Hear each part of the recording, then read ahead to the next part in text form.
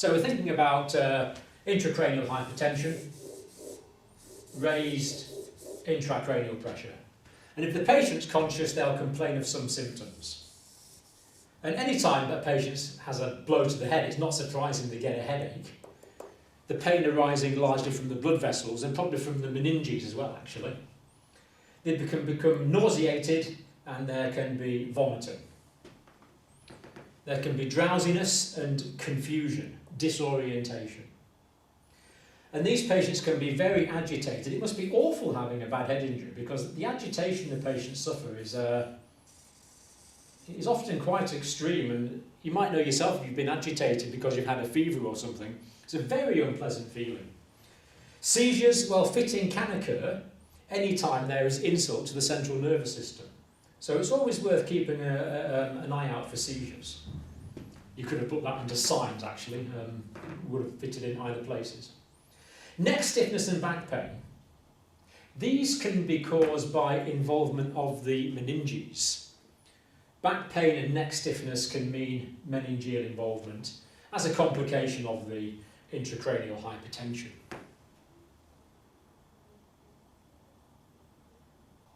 Signs, of course, are things that you see about the patient, and the classic one that we observe for is reduced levels of consciousness.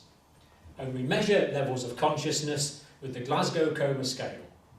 So Glasgow Coma Scale will decrease with raises in intracranial pressure. And if the intracranial pressure goes over 40 millimetres of mercury, we can expect substantial decreases in the level of consciousness, substantial falls in the Glasgow Coma Scale score, going down from a normal of 15 to much lower values. Also, there can be third nerve compression. The third nerve is the oculomotor nerve that controls the pupils. So the pupils, first of all, will respond to light sluggishly, then will not respond to light and will become dilated. Eventually, the pupil on one side can become fixed and dilated. And there's something called the Cushing's reflex triad. Cushing was an American neurosurgeon, and he noticed that patients who had severe raised intracranial pressure, they had three symptoms. First of all, they had bradycardia, they had hypertension, and it was a wide pulse pressure, a very big gap between the systolic and the diastolic blood pressure. So the systolic blood pressure would rise very high without such a large proportional rise in the diastolic blood pressure. And also there can be irregular respirations. But I want to tell you something that's very important now that a lot of people looking after patients with head injuries often don't realise. And that is the order in which these signs will present. The first one to present will be the reduction in the Glasgow Coma Scale. After that, there will be loss of the pupillary reflexes and a pupil on one side can become fixed and dilated. And of course, you might remember that the pupil that becomes fixed and dilated is on the same side as the space-occupying lesion. The oculomotor nerve is compressed. The oculomotor nerve is compressed underneath the space-occupying lesion. That stops it from working.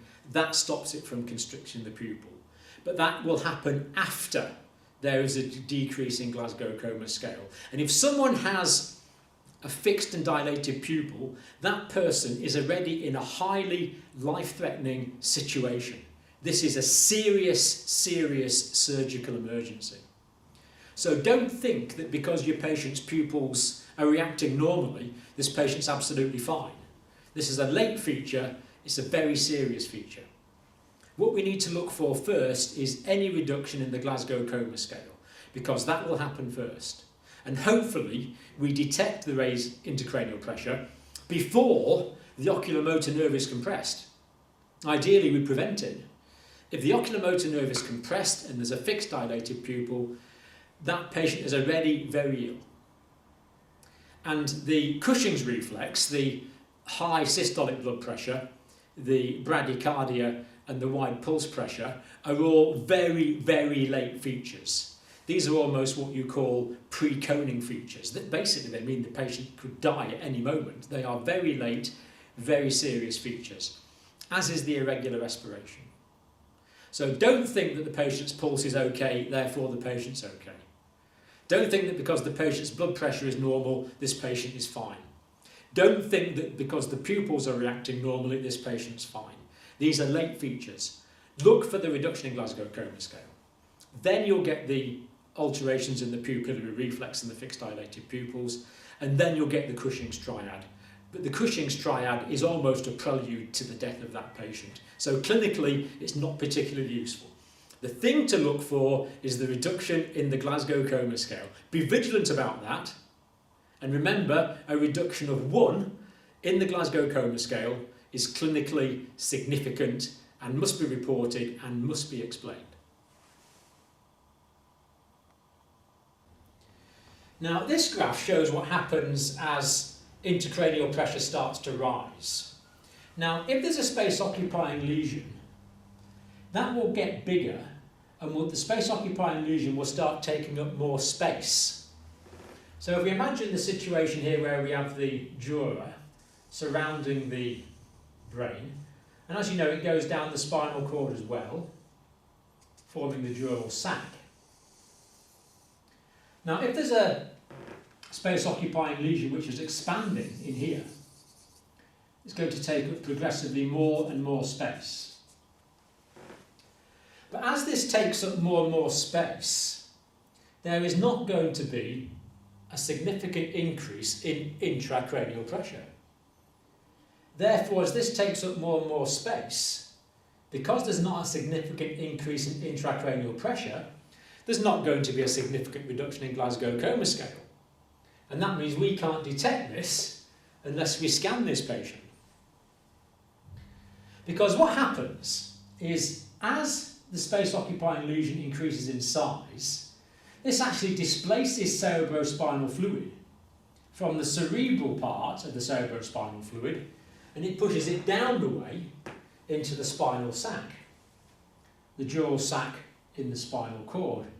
So what happens is that the dural sac in the spinal cord area actually blows out and gets bigger, because the dura mater is fairly thick and tough around about the brain, but that same dura mater, although it's continuous, is actually much thinner down here in the spinal regions.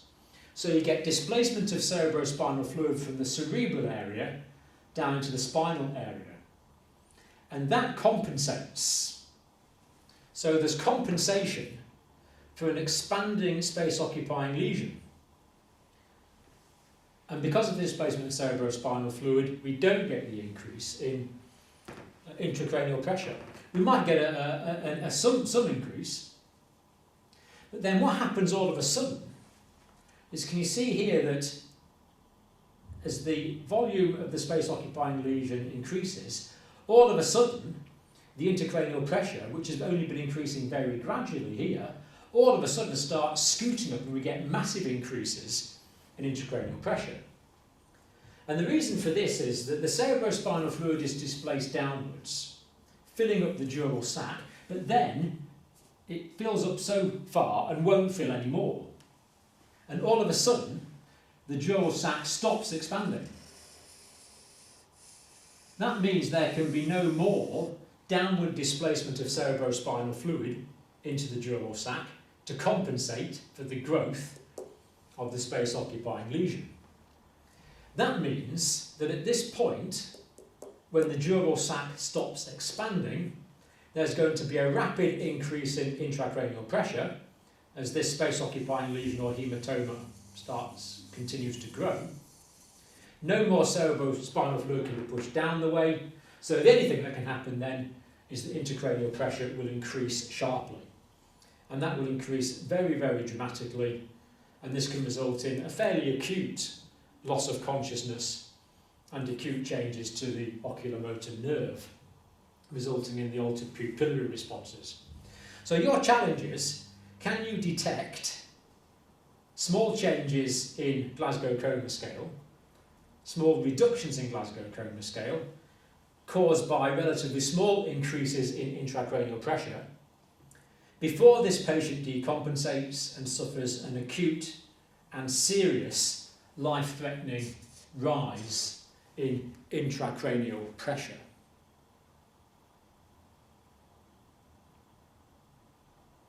Let's think about why this idea of intracranial pressure and raised intracranial pressure is so important. Now here we have the normal situation. Here we've got the right cerebral hemisphere on this side. You can see the lateral ventricles there, the third ventricle beneath that. The left cerebral hemisphere on this side. The bone of the skull round about, forming a closed vault, of course. In the normal situation, on CT scan especially, you can see a midline between the cerebral hemispheres. And this midline here runs a symmetrical course between the cerebral hemispheres. But in a situation where there is a hematoma developing on one side, now it doesn't matter too much whether this is an extradural or a subdural hematoma, we can see it's taking up space. There is bleeding, forming a hematoma, and we can see that that is pressing in this direction. The physical presence of the space-occupying lesion generating this pressure, and we saw that punched out appearance on the post-mortem brain before. I think you can see here that the midline, which should be down the middle there, has moved across. There is midline deviation. So the brain is being compressed, there's raised intracranial pressure, and the whole brain is being distorted.